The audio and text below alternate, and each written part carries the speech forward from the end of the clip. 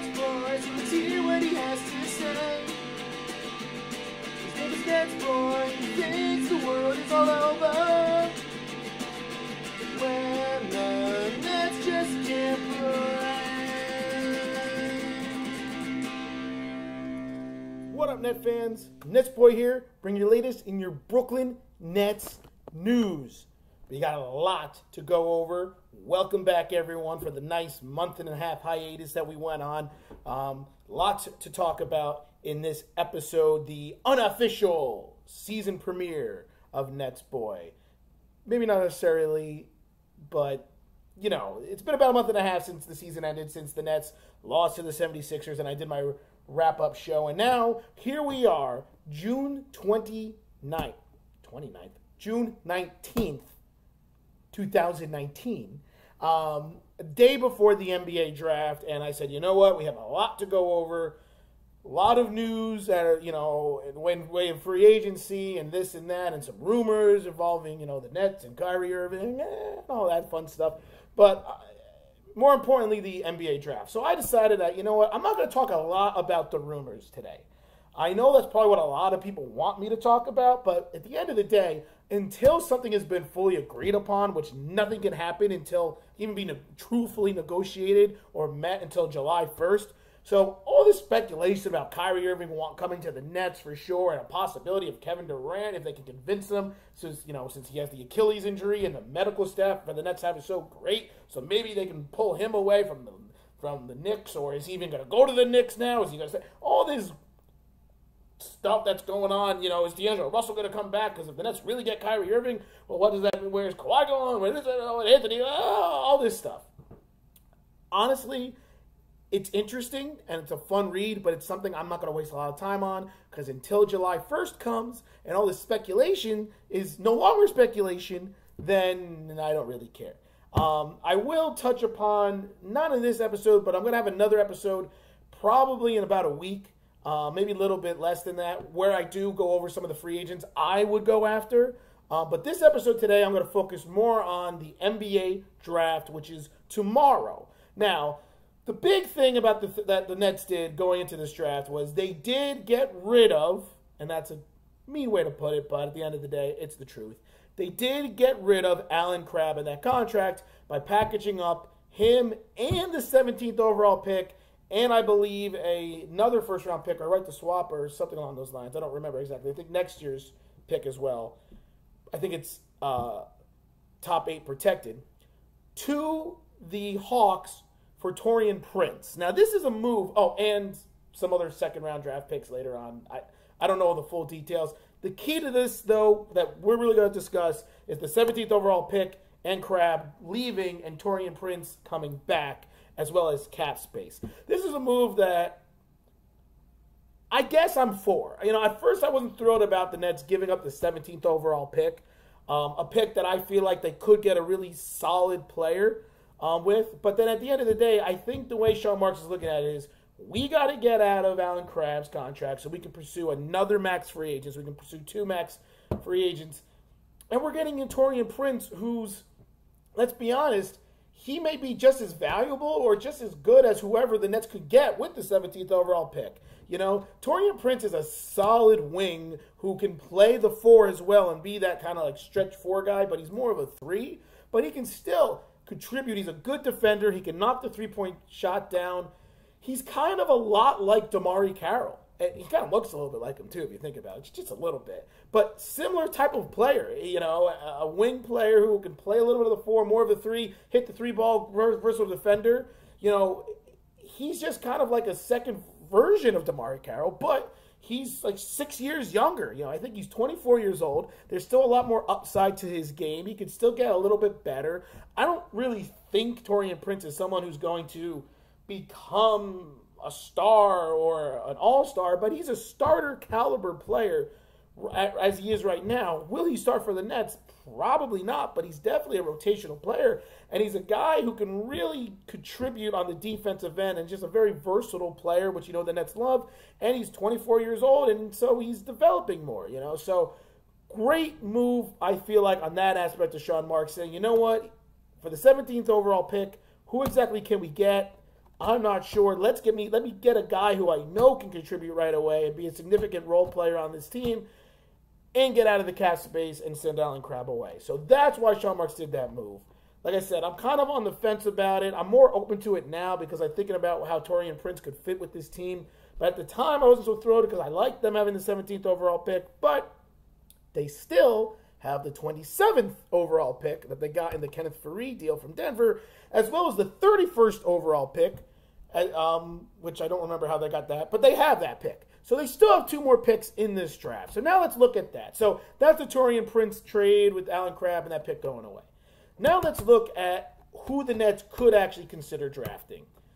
Look, I don't really know. When you're talking about the 27th overall pick and the 31st overall pick, you really have no idea how the draft is going to unfold. But there is one guy that I want the Nets, that I'm telling you right now. Sean, listen to me. Listen to me. If this guy is available come the 27th overall pick, you've got to pull the trigger. I don't know if it will be, but you've got to pull the trigger. And that is Cameron Johnson from North Carolina. I really like this guy. I had a chance to watch a couple games when North Carolina was nationally televised games. That happened a lot. I had a chance to watch him play.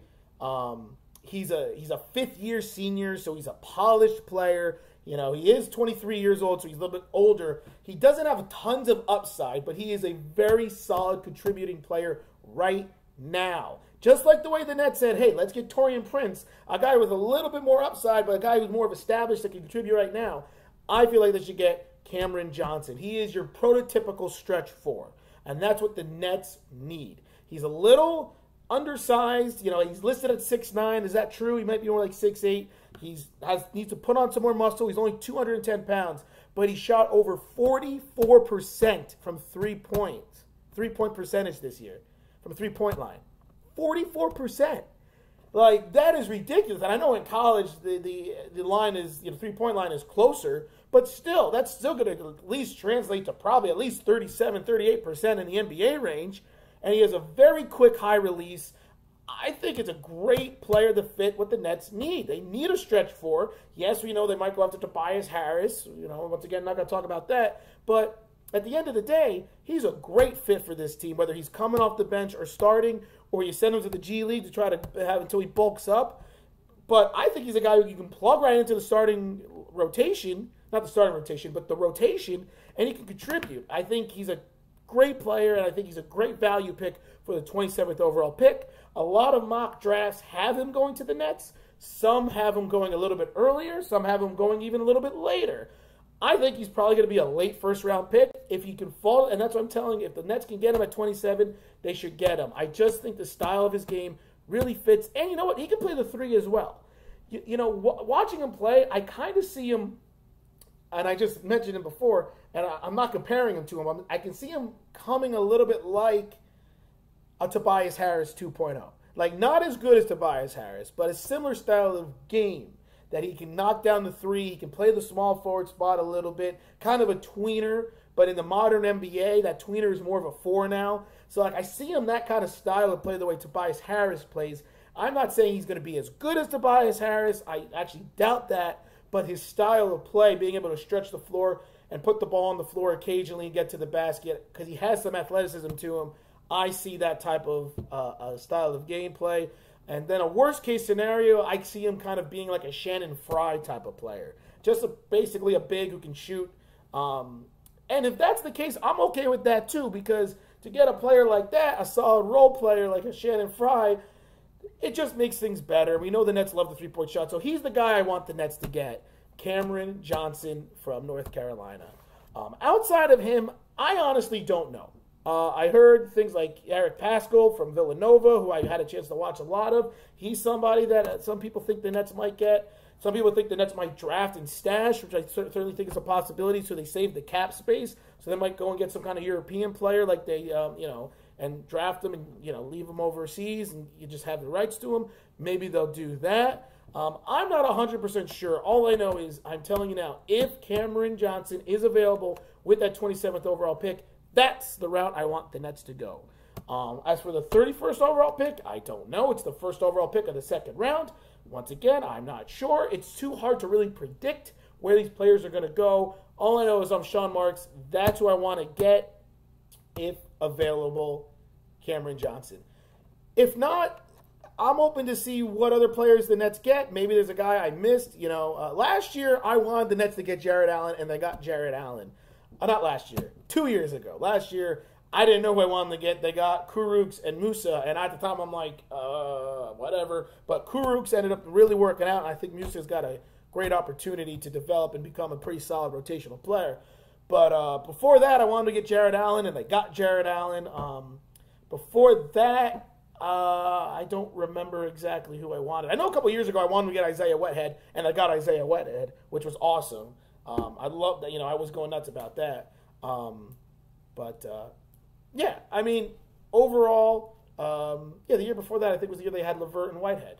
They drafted those guys. So, yeah, that worked out. So, I'm going to trust Sean Marks that he knows what he's doing. But overall, Cameron Johnson, boom. So, that's it. That's all this episode's going to be about. Like I said, I'm not going to talk about the Kyrie Irving news. Let me just put it this way. If Kyrie Irving comes to the Nets, I'm going to be happy. If he doesn't, I'll be happy. Because I know it's either going to be Kyrie Irving or D'Angelo Russell. There's no way Sean Marks is going to let D'Angelo Russell go if he doesn't get Kyrie Irving. So at the end of the day, I'm happy with both players. I really am. In some ways, I almost want the Nets to just bring back D'Angelo and sign Tobias Harris and run it back with this team, and because he's 5 years younger, less drama, and more opportunity to develop. But at the end of the day, Kyrie Irving is Kyrie Irving. He's like a top 5 point guard, and so it's hard to not want that on your team. That's all I'm going to say with that. I'm not going to go into too much more detail. Like I said, I will have, though, another NetsBoy episode after the NBA draft, probably like a week from today. I would say probably around the Wednesday or Thursday next week, a week from today, in which I will talk about what happened in the NBA draft, as well as that is when I will go over my free agents predictions, what I would do if I'm the Nets, who I'm hoping the Nets get going into free agency. Because right now I think it's just too early. We're just too much speculation, too much hearsay, not enough facts. And I feel like we'll get more information closer to July 1st, which is the first time people can actually negotiate. So that's it. Let me know what you guys think. Let me know if there's somebody who you think the Nets should draft with that 27th overall pick. And maybe we'll see if the Nets make any other moves. I don't know if they really will. I don't think they would, but you never know. Let me know what you guys think in the comments below. And let's get ready for the next season of NetsBoy starting officially now. Keep your eyes open. And until then, this is NetsBoy back and saying, signing off? Yeah, sure. Signing off.